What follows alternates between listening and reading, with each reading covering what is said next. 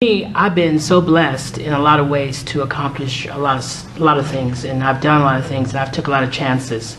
I stepped out on faith, is what I say, and good results have come out of a lot of it by just persevering. So I don't let adversaries or I don't let adversities really stop me. It kind of helps me to press on. It makes me more determined to, go in that other door because that other door didn't open for me.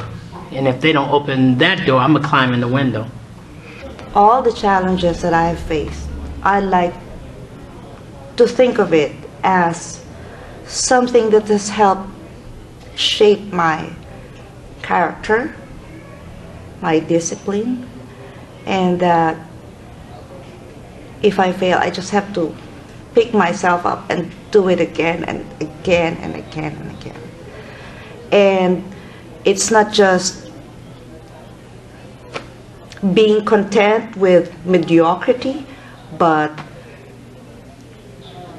not just passing the quality, but surpassing it way, way beyond what we have.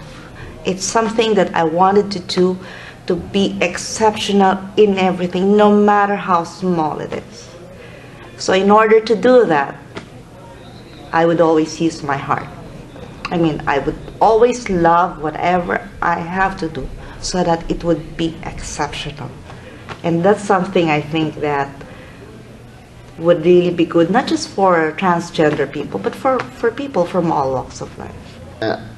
I sold out who I was to work for a job that I felt I had to work for because they were accepting. Well, I thought they were, entirely accepting, so I kind of dressed completely differently, had a different hairstyle, and kind of, I guess, made myself really preppy. And one thing I noticed is that took a lot out of me because I wasn't being true to myself. And that's one thing I would suggest everyone to not do is, don't do that. Like, be true to yourself. Just because there's a job there doesn't mean that you have to get that immediately. I understand that people have to do what they have to do to survive sometimes, but at the same time, like, I believe that that will make you miserable, especially if you're suffering from dysphoria or severe depression or being mistreated. Like, if you're being mistreated in a job, that you don't like, with a company that has moral standards that you don't agree with, it'll take a lot on you, and I learned that. So now I set my standards a little bit higher than that. So when I look for a job, I want something that's more to where my personality lies and where my moral beliefs are, Learn to love yourself, It's amazing how that transcends. People can tell when you are not comfortable with who you are. And, I went through a transition. I've been living full-time as a woman for, I counted it the other day, it's like 25 years I've been living full-time. And my beginning struggle was tough, but the beauty I had, and what I'm about to say, maybe not everyone was as lucky as me, but my mother was very supportive of my transition. And she's in heaven now, but she gave me all the tools to be me, to be myself, to be comfortable, to hold my head up. And a lot of the transgender people in today's world, I hear so many times of how their family has abandoned them or don't support them. And if that is the case, go out in the world and there are people that love you, and there are people that can be, your makeshift family, your family can sometimes just be where you are at the present time, so just try to learn to love yourself and make yourself unique. Don't be afraid to be unique. You don't have to be like, the other transgender guy or the other transgender woman. Be who you are so we can be distinctive as people, but still beautiful. I don't know. I think just don't put it off.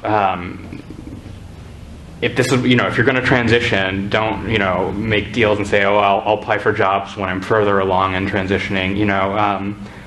Don't spend a lot of time investing in places and people who aren't going to be okay with who you are. Just try and find, there are enough employers and people like, that's what I really think. There are enough good people out there that we as trans people should find supportive resources rather than just trying to, I don't know, struggle and make it on our own. When I first started transitioning, I wanted everything like fast. I think that's what everybody wants. They just want, whether they're M to F or F to M, you know, like you either want your boobs to grow or you want them to be gone, you know, you want facial hair to be there, you want it to be gone, you want this to happen or this to not happen, you know, and it's like, it'll happen. You just have to wait. And I think gaining patience for that is probably one of the hardest things, but you have to realize that I guess the first 2 years, I'd say, of anyone's transition are the most difficult, because even if you socially transition before that, you're not physically transitioning, right? So now people can see it.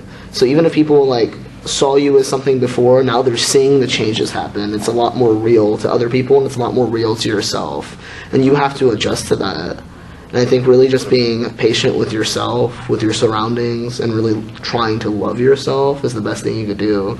Because I think if you have a lot of love for yourself, you'll have more confidence, and then you can go into a job and be strong. Yeah, sometimes we are on a job search while we're in a really uncertain phase of transition. So it's like, I mean, like myself, I was just out. I'd been out for. I was unemployed at the time, but it was, well, this feels good. I feel not miserable now. I feel good about existing. But I sure am unemployed, and I don't know how people will react to this. So this wonderful thing of living full-time lasted for all of like maybe a month and a half, and now it's, well, I guess I'll go back to pretending I'm a guy and while I look for work, and then when I come home in the evenings I can go back to being me, which eventually just proved to be too much. But it was, you know, you're in different phases of your transition sometimes, and you know, sometimes it can be something like the name on your driver's license doesn't look like the person who's come in. Sometimes it's you've only just started getting comfortable with the idea of thinking about yourself this way, and you haven't really gotten to the point of, you know, doing something with your presentation. Your clothes, your wardrobe still matches the gender you got assigned at birth, and you know you need work and you need some kind of steady income because you need to do something about changing your wardrobe, or you're in the middle of, you know, you're just starting to incorporate different things about your presentation, and so, you know, the when you go in for your interview, you're presenting a very, well, like some people say, not traditional gender presentation. So, you know, you sit down in front of someone and they're, please, good morning, sir, miss, you, so just the whole point of just being unsure with where you are with deciding with who you are can make it a little tricky to go out and find work. And how I should make my choices a little bit wiser. And that's why I came to this today, to see if there was anything. I honestly didn't really connect with any of the places in particular that were here. But I did get to learn about some new opportunities that weren't necessarily job related, but just to help out in the community or just to be out in the community. There was Youthquake, which is pretty cool because I've always wanted to be a singer, I've always wanted to be in a band, and I always wanted to wait until my voice changed, and I'm still kind of going through the process, and they said they could help me, and that's like really cool. And there's Gender Justice LA, and I'm hoping maybe I could at least volunteer with them if I don't get that internship, because I'd love to do some form of advocacy with just trans people, like get out there and be like, I'm trans, I'm also gay, you know, I've been through this, I've been homeless, you know, like I've taken all those steps that a lot of young kids are taking, and I've made it, and that's really where I want to be. I want to be that guy, and I have no clue where to start, honestly. Like, and so I'm just kind of like scanning everything and seeing what there is and what organization I can turn to maybe help out.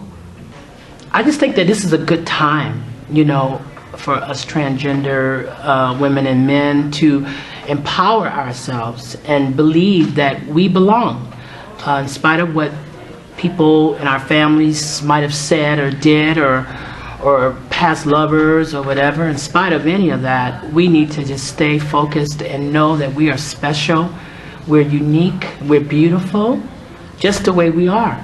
And we just need to continue to support each other and, you know, allow our individuality to be what it is, because there's a place. And, you know, like it took time for gays and lesbians to be recognized and accepted in society, and we're like the newbies, you know, on the block.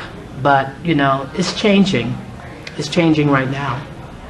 I think it's just a matter of finding the right resources, finding support. I mean, you just have to find support. And, you know, when your support network gives way because people find out you're trans, that's awful. But you just have to find another support network. There are organizations.